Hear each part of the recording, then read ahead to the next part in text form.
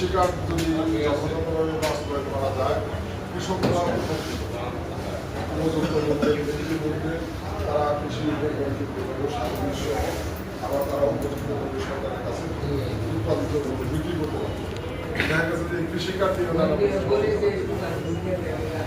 যে কথা বলতে চাই যে আজকে জামাত ইসলামের মধ্যে একটি রাজনৈতিক দল বিরোধী ভূমিকা দুর্ভাগ্য যে এনসিপি যে এনসিপির নেতারা স্বৈরাচার প্রক্রিয়া বললে ছাত্র আন্দোলনের নেতৃত্ব দিয়েছে, তারা আজকে স্বাধীনতা বিরোধী শক্তির সাথে এক হয়েছে। আমরা তো মনে করি যে ওনারা বক্তৃতা করে যে ওনাদের আন্দোলনের কারণটা কিন্তু লাভবান হয়েছে, ক্ষমতায় এসেছে। আমরা মনে করি যে স্বৈরাচার পতনের এই 5 আগস্টের প্রেক্ষাপটে বাংলাদেশের রাজনীতিতে সবচেয়ে লাভবান হয়েছে বাংলাদেশ জামাত ইসলাম। কারণ স্বাধীনতা বিরোধিতা করার কারণে, স্বাধীনতা বিরোধী শক্তি না হওয়ার কারণে তাদের